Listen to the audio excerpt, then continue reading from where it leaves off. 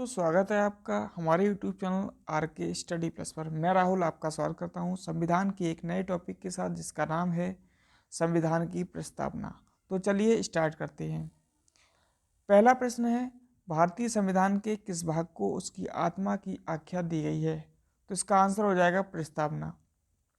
प्रश्न नंबर 2 है, भारत में जनप्रिय संप्रभुता है, क्योंकि भारत के संविधान की प्रस्तावना शुरू होती है इन शब्दों से। इसका उत्तर हो जाएगा हम भारत के लोग।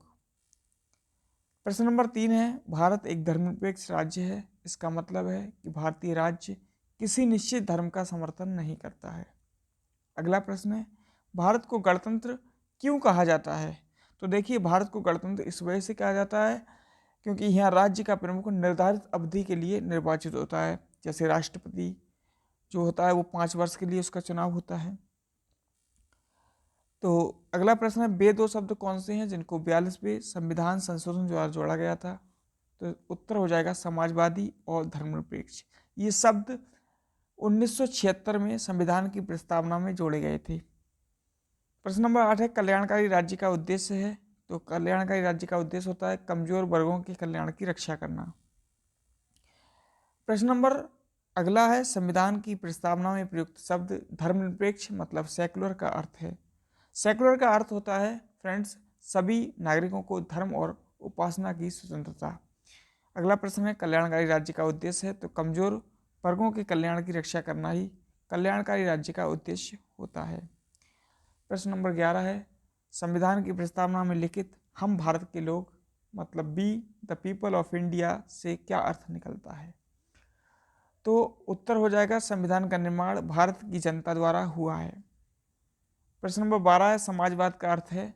तो समाजवाद का अर्थ होता है सामाजिक न्याय। प्रश्न नंबर 13 है, मूल भारतीय संविधान के अनुसार भारत एक है।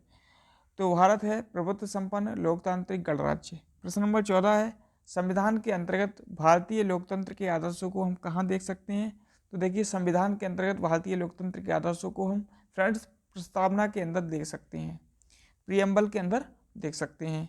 अगला प्रश्न है, भारतीय संविधान ने किस प्रकार के लोकतंत्र को अपनाया है?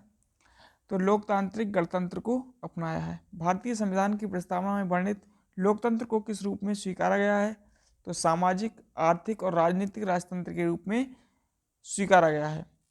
अगला प्रश्न है, भारत की संप्रभुता, एकता तथा अखंडता को बनाए रखने तथा उसकी रक्षा करने का प्रावधान किया गया है।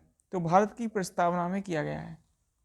अगला प्रश्न है, भारतीय संविधान की प्रस्तावना के अनुसार भारत के शासन की सर्वोच्च सत्ता किसमें निहित है? तो भारत के शासन की सर्वोच्च सत्ता जनता में निहित है, क्योंकि जनता को यह अधिकार है कि हमें जो है किस प्रकार का हमारा लीडर चुनना चाहिए। प्रश्न नंबर 19 है, संविधान की प्रस्तावना में देश का कौन सा नाम उल्लिखित है? तो देश का नाम भारत और इंडिया संविधान की प्रस्तावना में दे रखा है। प्रश्न नंबर 20 है, भारतीय संविधान किसके द्वारा स्वीकृत है? तो भारतीय संविधान भारत की जनता के द्वारा स्वीकृत किया गया है। प्रश्न नंबर 21 है, भारत का संविधान पूर्ण रूप से तैयार हुआ था। तो पूर्ण रूप से कब तैयार हुआ था? ये 26 नवंबर 1949 को संविधान सभा के द्वारा संविधान पूर्ण रूप से तैयार हो गया था। प्रश्न नंबर 22 है, भारतीय संविधान की प्रस्तावना में कितनी बार संशोधन किया जा चुका है? तो संविधान की प्रस्तावना में फ्रेंड्स एक बार संशोधन हुआ है, वो भी 42वें संविधान संशोधन अधिनियम 1976 के तहत। अगला प्रश्न है, भारतीय संविधान की प्रस्तावना में संशोधन किस अधिनियम द्वारा किया गया था? तो 42वें संविधान संशोधन अधिनियम 1976। प्रश्न नंबर 24 है, प्रस्तावना का वह प्रावधान जो सभी वयस्क नागरिकों को मतदान का अधिकार प्रदान करता है कहलाता है? प्रजातंत्र कहलाता है। लास्ट प्रश्न है, भारतीय संविधान लागू हुआ था। तो भारतीय संविधान 26 जनवरी 1950 को लागू हुआ था और इसी दिन से हमारा देश गणतंत्र बन गया था। इस वीडियो में इतना ही फ्रेंड्स।